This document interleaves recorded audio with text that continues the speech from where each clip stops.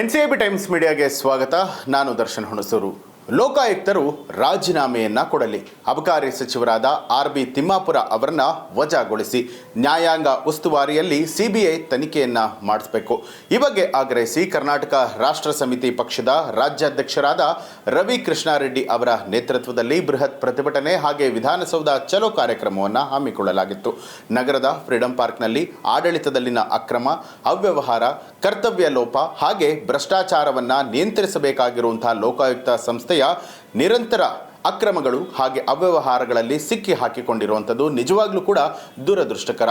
ಲೋಕಾಯುಕ್ತ ಸಂಸ್ಥೆಯಲ್ಲಿ ದಾಖಲಾಗುವಂತಹ ಬಹುತೇಕ ಪ್ರಕರಣಗಳು ತಾರ್ಕಿಕ ಅಂತ್ಯವನ್ನ ಕಾಣದೆ ಮುಕ್ತಾಯಗೊಳ್ತಾ ಇದೆ. ಜೊತೆಗೆ ಸ್ಪಷ್ಟವಾಗಿ ಭ್ರಷ್ಟಾಚಾರ ಎಸಗಿರುವಂತಹ ಪ್ರಕರಣಗಳು ಕೂಡ ವಿಲೇವಾರಿಯಾಗದೆ ಧೂಳು ಹಿಡಿತಾ ಇದೆ.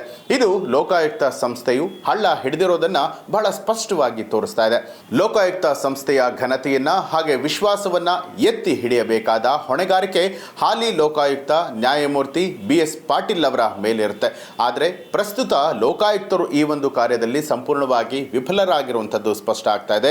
ಲೋಕಾಯುಕ್ತ ಸಂಸ್ಥೆಯಲ್ಲಿ ವ್ಯಾಪಕವಾಗಿ ಅಕ್ರಮಗಳು ನಡೀತಾ ಇದ್ರು ಕೂಡ ಅದನ್ನು ನಿಯಂತ್ರಿಸುವಲ್ಲಿ ಅವರು ವಿಫಲರಾಗಿದ್ದಾರೆ. ಹಾಗೆ ಅವರ ಕುಟುಂಬದವರು ಅವರ ಸ್ಥಾನವನ್ನು ದುರ್ಬಳಕೆ ಮಾಡಿಕೊಂಡಿರೋದ್ರ ಬಗ್ಗೆ ಗಂಭೀರ ಆರೋಪಗಳು ಕೇಳಿ ಬರ್ತಾ ಇದೆ. ಈ ಬಗೆಗಿನ ಪ್ರಕರಣಗಳು ನ್ಯಾಯಾಲಯದಲ್ಲಿ ಇರುವಂಥದ್ದು. ಇಂಥವರು ಲೋಕಾಯುಕ್ತ ಸ್ಥಾನದಲ್ಲಿ ಮುಂದುವರಿಯುವಂಥದ್ದು ಸರಿಯಲ್ಲ. ಈ ಬಗ್ಗೆ ನೈತಿಕ ಹೊಣೆಗಾರಿಕೆ ಹೊತ್ತು ಲೋಕಾಯುಕ್ತರು ರಾಜೀನಾಮೆಯನ್ನ ಕೊಡಬೇಕು ಅಂತ ಹೇಳಿ ಕರ್ನಾಟಕ ರಾಷ್ಟ್ರ ಸಮಿತಿ ಪಕ್ಷದ ರಾಜ್ಯಾಧ್ಯಕ್ಷರಾದ ರವಿ ಕೃಷ್ಣಾರೆಡ್ಡಿ ಅವರು ಆಗ್ರಹಿಸಿದ್ದಾರೆ. ಕರ್ನಾಟಕ ಲೋಕಾಯುಕ್ತ ಅನ್ನುವಂಥದ್ದು ದೇಶಕ್ಕೆ ಮಾದರಿಯಾಗಿರುವಂತಹ ಸಂಸ್ಥೆ. ಆದರೆ ಕಳೆದ ಕೆಲವು ವರ್ಷಗಳಿಂದ ನಿರಂತರವಾಗಿ ಅದಕ್ಷತೆ, ಅಕ್ರಮಗಳಿಗೆ ಕುಖ್ಯಾತಿಯನ್ನ ಪಡೆದು ಜನರ ವಿಶ್ವಾಸವನ್ನ ಕಳೆದುಕೊಳ್ತಾ ಇದೆ. ಲೋಕಾಯುಕ್ತ ಸಂಸ್ಥೆಯ ಅಕ್ರಮಗಳ ವಿರುದ್ಧ ಹಾಗೆ ಅದರ ಬಲವರ್ಧನೆಗಾಗಿ ಕೆಆರ್ಎಸ್ ಪಕ್ಷವು ನಿರಂತರವಾಗಿ ಹೋರಾಟವನ್ನ ಮಾಡ್ತಾ ಬರ್ತಾ ಇದೆ. ಈ ವಿಚಾರಗಳ ಬಗ್ಗೆ ಧ್ವನಿ ಎತ್ತಬೇಕಾಗಿರುವಂತಹ ವಿರೋಧ ಪಕ್ಷಗಳು ಕೂಡ ಗಾಢವಾಗಿ ಮೌನವನ್ನ ವಹಿಸಿರುವಂಥದ್ದು. ಇನ್ನು ಹಲವು ಅನುಮಾನಗಳಿಗೆ ಈ ಒಂದು ನಡೆ ಎಡೆ ಮಾಡಿಕೊಡ್ತಾ ಇರದೆ, ಜೊತೆಗೆ ಬಲಿಷ್ಠ ಲೋಕಾಯುಕ್ತವು ಅವರಿಗೂ ಕೂಡ ಬೇಕಾಗಿಲ್ಲ ಅನ್ನುವಂಥದ್ದು ಬಹಳ ಸ್ಪಷ್ಟವಾಗಿ ಕಾಣ್ತಾ ಇದೆ ಅಂತ ಹೇಳಿ ರಾಜ್ಯ ಉಪಾಧ್ಯಕ್ಷರಾದ ಜ್ಞಾನಸಿಂಧು ಸ್ವಾಮಿ ಅವರು ಹೇಳಿರುವಂಥದ್ದು. ಇನ್ನು ರಾಜ್ಯ ಸರ್ಕಾರದಲ್ಲಿ ಭ್ರಷ್ಟಾಚಾರ ವ್ಯಾಪಕ ಆಗ್ತಾ ಇದೆ. ಕಾಂಗ್ರೆಸ್ ಸರ್ಕಾರ ಅಧಿಕಾರಕ್ಕೆ ಬಂದಾಗಿನಿಂದಲೂ ಕೂಡ ಸಾಲು ಸಾಲು ಹಗರಣಗಳು ನಡೀತಾ ಇದೆ.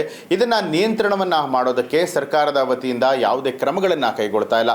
ಸಿದ್ದರಾಮಯ್ಯ ಅವರ ಸರ್ಕಾರವು ಕೇವಲ ಗ್ಯಾರಂಟಿಗಳ ಸುತ್ತ ಗಿರ್ಕಿ ಹೊಡಿತಾ ಇದೆ. ಅಭಿವೃದ್ಧಿ ಕಾರ್ಯಗಳಿಗೆ ಸಂಪನ್ಮೂಲದ ಕೊರತೆ ಕೂಡ ಕಾಣ್ತಾ ಇದ್ದು, ದಕ್ಷ ಆಡಳಿತ, ಭ್ರಷ್ಟಾಚಾರ ನಿಯಂತ್ರಣದ ಮೂಲಕ ಅಭಿವೃದ್ಧಿ ಕಾರ್ಯಗಳಿಗೆ ಸಂಪೂರ್ಣವಾಗಿ ಕ್ರೋಢೀಕರಿಸಬಹುದು ಅಂತ ಹೇಳಿ ಕರ್ನಾಟಕ ರಾಷ್ಟ್ರ ಸಮಿತಿ ಪಕ್ಷದ ಕಾರ್ಯಕರ್ತರು ನಿರಂತರವಾಗಿ ಹೋರಾಟವನ್ನ ಮಾಡ್ತಿದ್ದಾರೆ. ಜೊತೆಗೆ ಈ ಬಗ್ಗೆ ಎಚ್ಚರಿಕೆಯನ್ನ ಕೂಡ ಕೊಡ್ತಿದ್ದಾರೆ.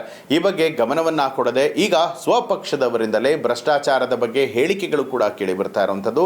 ಸರ್ಕಾರದ ಬಹುತೇಕ ಮಂತ್ರಿಗಳೇ ಭ್ರಷ್ಟಾಚಾರದಲ್ಲಿ ಮುಳುಗಿ ಹೋಗಿದ್ದಾರೆ ಅನ್ನೋದಕ್ಕೆ ಕಾಂಗ್ರೆಸ್ ಪಕ್ಷದ ಶಾಸಕರು ವಸತಿ ಇಲಾಖೆಯಲ್ಲಿ ನಡೀತಾ ಇರುವಂತಹ ಭ್ರಷ್ಟಾಚಾರದ ಬಗ್ಗೆ ಮಾಡ್ತಾ ಇರುವಂತಹ ಗಂಭೀರ ಆರೋಪಗಳು ಸಾಕ್ಷಿಯಾಗುತ್ತೆ. ಇನ್ನು ಲೋಕಾಯುಕ್ತ ಪೊಲೀಸರ ವಸೂಲಿ ಬಾಜಿಗೆ ಪ್ರಮುಖವಾಗಿ ಅಬಕಾರಿ ಇಲಾಖೆಯ ಬಹುತೇಕ ಅಧಿಕಾರಿಗಳು ಗುರಿಯಾಗಿರುವಂಥದ್ದು.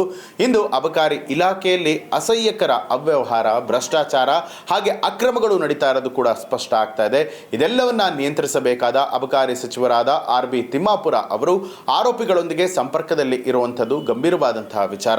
ಆದ್ದರಿಂದ ಈ ಕೂಡಲೇ ಆರ್.ಬಿ. ತಿಮ್ಮಾಪುರ ಅವರು ತಮ್ಮ ಸ್ಥಾನಕ್ಕೆ ರಾಜೀನಾಮೆ ಕೊಡಬೇಕು. ಇಲ್ಲದೇ ಇದ್ರೆ ಮುಖ್ಯಮಂತ್ರಿ ಸಿದ್ದರಾಮಯ್ಯನವರು ಅವರನ್ನ ತಮ್ಮ ಸಚಿವ ಸಂಪುಟದಿಂದ ವಜಾ ಮಾಡಬೇಕು. ಹಾಗೆ ಈ ಪ್ರಕರಣದ ತನಿಖೆಯಲ್ಲಿ ಹಲವು ಸಚಿವರು ಹಾಗೆ ಅವರ ಆಪ್ತರು ಆರೋಪಿಗಳಿಗೆ ನಂಟನ್ನ ಹೊಂದಿದ್ದಾರೆ ಅಂತ ಕೂಡ ಹೇಳಲಾಗ್ತಾ ಇದೆ.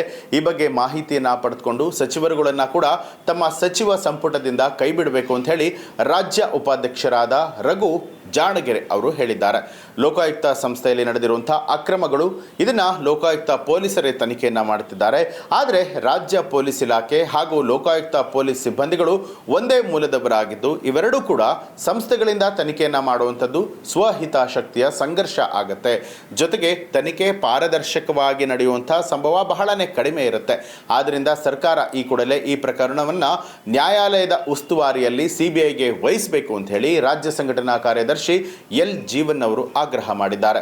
ವಿಧಾನಸೌಧಕ್ಕೆ ಮುತ್ತಿಗೆಯನ್ನು ಹಾಕೋದಕ್ಕೆ ಹೊರಟ ಕೆಆರ್ಎಸ್ ಪಕ್ಷದ ಪದಾಧಿಕಾರಿಗಳನ್ನ ಪೊಲೀಸರು ತಡೆದರು. ಆಗ ಪ್ರತಿಭಟನಾಕಾರರು ಪೊಲೀಸರ ಕಾಲಿಗೆ ಬಿದ್ದು ಕೇಳ್ಕೊಳ್ತಾರೆ, ವಿಧಾನಸೌಧ ನಮ್ದು ಕಣ್ರಿ, ನಾವು ವಿಧಾನಸೌಧದಲ್ಲಿ ದಾಂಧಲೆ ಮಾಡೋದಕ್ಕೆ ಹೊರಟಿಲ್ಲ, ನಮ್ಮ ಆಗ್ರಹವನ್ನ ರಾಜ್ಯ ಸರ್ಕಾರದ ಗಮನಕ್ಕೆ ತರಬೇಕು, ಹಾಗಾಗಿ ನಮಗೆ ಅವಕಾಶ ಮಾಡಿಕೊಡಿ ಅಂತ ಹೇಳಿ ಪೊಲೀಸರ ಬಳಿಯಲ್ಲೂ ಕೂಡ ಅವರು ಕೇಳ್ಕೊಂಡಿರ್ತಾರೆ. ನಂತರ ಕೆಆರ್ಎಸ್ ಪಕ್ಷದ ಒಂದು ನಿಯೋಗವನ್ನ ಮುಖ್ಯ ಕಾರ್ಯದರ್ಶಿಗಳ ಆಪ್ತ ಕಾರ್ಯದರ್ಶಿಯನ್ನ ಭೇಟಿ ಮಾಡಿಸಿ ಪಕ್ಷ ಆಗ್ರಹ ಪತ್ರವನ್ನ ಸರ್ಕಾರಕ್ಕೆ ಕೊಟ್ಟಿರುವಂಥದ್ದು. ಇನ್ನು ಈ ಒಂದು ಪ್ರತಿಭಟನೆಯಲ್ಲಿ ರಾಜ್ಯ ಪ್ರಧಾನ ಕಾರ್ಯದರ್ಶಿ ದೀಪಕ್ ಸಿಎನ್, ರಾಜ್ಯ ಉಪಾಧ್ಯಕ್ಷರಾದಂಥ ಮಂಜುನಾಥ್, ಸೋಮಸುಂದರ್, ರಾಜ್ಯ ಕಾರ್ಯದರ್ಶಿಗಳಾದ ಮಲ್ಲಿಕಾರ್ಜುನಯ್ಯ, ವಿನಯ್ ಕುಮಾರ್, ವಿಜಯ್ ಕುಮಾರ್, ರಾಜ್ಯ ಸಂಘಟನಾ ಕಾರ್ಯದರ್ಶಿಗಳಾದ ರಘುನಂದನ್, ಕೃಷ್ಣ ವಿಬಿ, ಮಹಿಳಾ ಘಟಕದ ಅಧ್ಯಕ್ಷೆ ಆಶಾ ವೀರೇಶ್, ಯುವ ಘಟಕದ ಅಧ್ಯಕ್ಷೆ ಜನನಿ ವತ್ಸಲ, ರೈತ ಘಟಕದ ಅಧ್ಯಕ್ಷರಾದ ಜೋಗ್ನಳ್ಳಿ ಗುರುಮೂರ್ತಿ, SC/ST ಘಟಕದ ಅಧ್ಯಕ್ಷರಾದ ಯ ಗಣೇಶ್ ಹಾಗೆ ಸಾವಿರಾರು ಪಕ್ಷದ ಸೈನಿಕರುಗಳು ಕೂಡ ಭಾಗಿಯಾಗಿದ್ದರು. ರಾಜ್ಯ ಸಂಘಟನಾ ಕಾರ್ಯದರ್ಶಿ ಹಾಗೂ ಮಾಧ್ಯಮ ಸಂಯೋಜಕರಾದ ಎಲ್ ಜೀವನ್ ಅವರು ಈ ಒಂದು ಮಾಹಿತಿಯನ್ನ NCIB ಟೈಮ್ಸ್ ಜೊತೆನಲ್ಲಿ ಹಂಚಿಕೊಂಡಿದ್ದಾರೆ. ಸ್ನೇಹಿತರೆ, ಈ ಒಂದು ಮಾಹಿತಿ ನಿಮಗೆ ಏನನ್ನಿಸ್ತು ಅನ್ನೋದನ್ನ ಕಮೆಂಟ್ ಮಾಡಿ ತಿಳಿಸಿ. ಹಾಗೆ ನೀವಿನ್ನೂ ಕೂಡ ನಮ್ಮ ಚಾನಲ್ ಅನ್ನ ಸಬ್ಸ್ಕ್ರೈಬ್ ಮಾಡಿಲ್ಲ ಅನ್ನುವಂಥದ್ದಾದ್ರೆ ಈಗಲೇ ಸಬ್ಸ್ಕ್ರೈಬ್ ಮಾಡಿ, ಬೆಲ್ ಐಕಾನ್ ಒತ್ತಿ.